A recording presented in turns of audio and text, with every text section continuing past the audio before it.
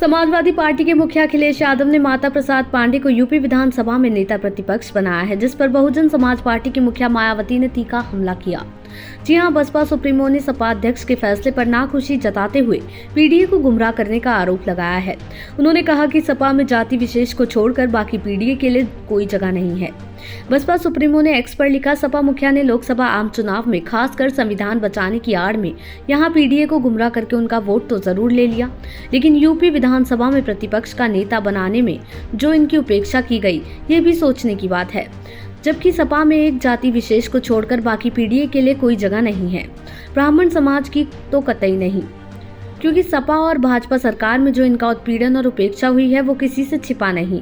वास्तव में इनका विकास और उत्थान केवल बीएसपी सरकार में ही हुआ, अतः ये लोग जरूर सावधान रहे। माता प्रसाद पांडे बने नेता प्रतिपक्ष। दरअसल सपा अध्यक्ष अखिलेश यादव ने रविवार को सपा के वरिष्ठ नेता माता प्रसाद पांडे को यूपी विधानसभा में नेता प्रतिपक्ष बनाया है। सपा के कई नेता इसे बड़ा दाव मान रहे हैं।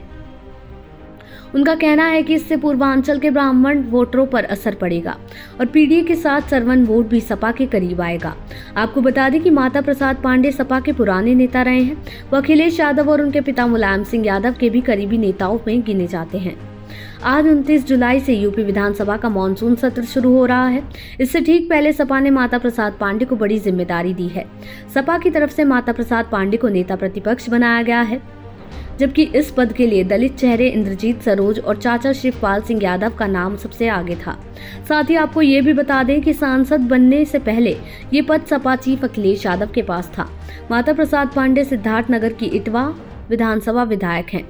राहुल अखिलेश सस्ती लोकप्रियता के लिए दिखावा कर रहे हैं। बीजेपी नेता दिनेश प्रताप सिंह ने भी उन पर तंज कसा। वहीं केंद्र सरकार की बजट की विशेषताओं को आम जनता तक पहुंचाने के लिए अपने 1 दिवसीय दौरे पर सरकार के राज्य मंत्री दिनेश प्रताप सिंह आज महोबा पहुंचे, जहां पत्रकारों से वार्ता कर राहुल गांधी और अखिलेश यादव पर निशाना साधा। कहा कि दोनों सस्ती लोकप्रियता के लिए दिखावा कर रहे हैं। दिनेश प्रताप सिंह ने कहा कि दिखावे के लिए राहुल गांधी मोची की दुकान में जाकर चप्पल सिलते हैं तो मीडिया उसे सुर्खियां बना देती है। यदि राहुल गांधी की फोटो छापना बंद हो जाए तो कभी भी मोची को ये सौभाग्य नहीं मिलेगा कि राहुल गांधी किसी मोची की दुकान में गए, सिर्फ मीडिया में छपने के लिए मोची के पास जाते हैं। उन्होंने आगे राहुल गांधी पर तंज कसते हुए कहा कि इनके यहाँ कहा जाता है कि गुड़ बहुत बढ़िया बोया है। जनेऊ कुर्ते के ऊपर पहनते हैं और आरती उल्टी करते हैं।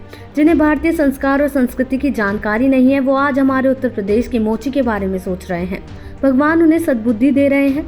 योगी और मोदी के राज में उन्हें सद्बुद्धि आ रही है।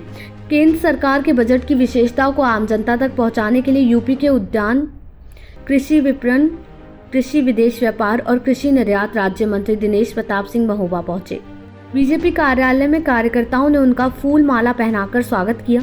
उन्होंने केंद्र सरकार के बजट की सराहना करते हुए राहुल गांधी पर जमकर निशाना साधा। उन्होंने कहा कि केवल फोटो खिंचवाने के लिए, मीडिया की सुर्खियों में बने रहने के लिए राहुल गांधी मोची की दुकान पर पहुंच रहे हैं। आपको बता दें कि उद्यान मंत्री ने सपा के राष्ट्रीय अध्यक्ष अखिलेश यादव पर हमला बोलते हुए कहा कि अखिलेश यादव की तरफ से जो भी सवाल उठाए जा रहे हैं वो सस्ती लोकप्रियता पाने के लिए किए जा रहे हैं। उन्होंने कहा कि एक सवाल बताओ जो इन लोगों ने कभी जनहित का सवाल नहीं उठाया। इनके सवालों का जनहित और विकास के विषयों से कोई ताल्लुक नहीं है। केवल ऐसा सवाल उठा रहे हैं कि हम मीडिया की सुर्खियों में आ जाएं और देश दुनिया में हमारा चेहरा दिखता रहे।